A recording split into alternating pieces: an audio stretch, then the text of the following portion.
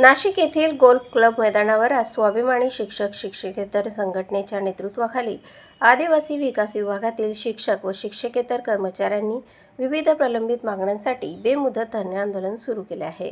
राज्यभरातील आदिवासी आश्रमशाळांमध्ये कार्यरत शिक्षक आणि कर्मचाऱ्यांच्या अनेक मागण्या गेल्या अनेक वर्षांपासून प्रलंबित असल्याचा आरोप आंदोलनकर्त्यांनी केला आहे। शासन आणि प्रशासनाकडे वारंवार पाठपुरावा करूनही प्रश्न सुटत नसल्याने अखेर आंदोलनाचा मार्ग स्वीकारावा लागल्याचे संघटनेच्या पदाधिकाऱ्यांनी सांगितले। आंदोलनकर्त्यांच्या प्रमुख मागण्यांमध्ये दर महिन्याच्या 1 तारखेला नियमित वेतन अदा करणे, 1433 शिक्षकांच्या नियुक्ती व सेवाविषयक प्रश्नांना न्याय देणे, जुनी पेन्शन योजना लागू करणे, एक सस्तर वेतन श्रेणी लागू करणे तसेच 10-20-30 पारिभाषिक योजनेचा लाभ शिक्षकांना देणे या मागण्यांचा समावेश आहे। शिक्षकांचे आर्थिक आणि प्रशासकीय प्रश्न दीर्घकाळ प्रलंबित असल्याने कर्मचाऱ्यांमध्ये तीव्र नाराजीचे वातावरण आहे।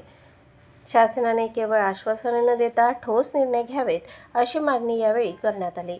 स्वाभिमानी शिक्षक शिक्षकेतर संघटनेचे राज्याध्यक्ष भरत पटेल यांनी आंदोलनस्थळी उपस्थित राहून शासनाला इशारा दिला। मागण्यांची तात्काळ दखल न घेतल्यास आदिवासी आयुक्त कार्यालयावर कोणत्याही क्षणी भव्य मोर्चा काढण्यात येईल आणि आंदोलन आणखी तीव्र करण्यात येईल असे त्यांनी स्पष्टपणे केले। या बेमुदत धरणे आंदोलनामुळे आदिवासी विकास विभागातील शिक्षकांच्या प्रश्नांकडे पुन्हा एकदा राज्य शासनाचे लक्ष वेधले गेले असून आता प्रशासन या मागण्यांवर काय निर्णय घेते याकडे सर्वांचे लक्ष लागले आहे। प्रतिनिधी अरुण शिरोळे आणि वृत्तनिवेदिका सीमा पाटीलसह स्वराज्य न्यूज नाशिक।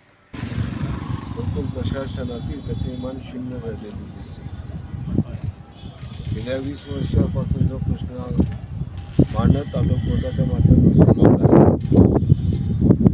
तो पुन्हा आज या ठिकाणी पुन्हा मांडावा लागतो। ही महाराष्ट्राची शोभंती काही आता वेळी शोभंती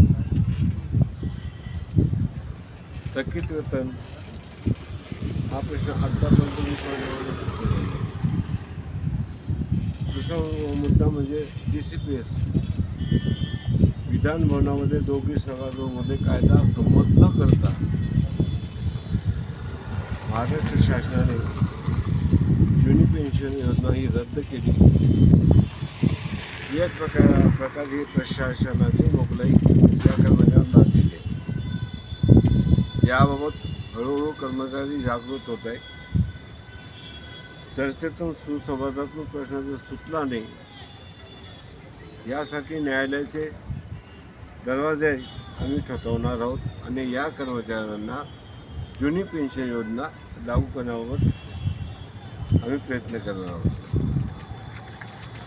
दरमहा वेतन 3-4 वेळा शासन निर्णय निघाला। जर वेतन दिरंगाई होत असेल तर त्याबाबत अपर आयुक्त यांनी कारवाई प्रकल्प अधिकार करायला पाहिजे।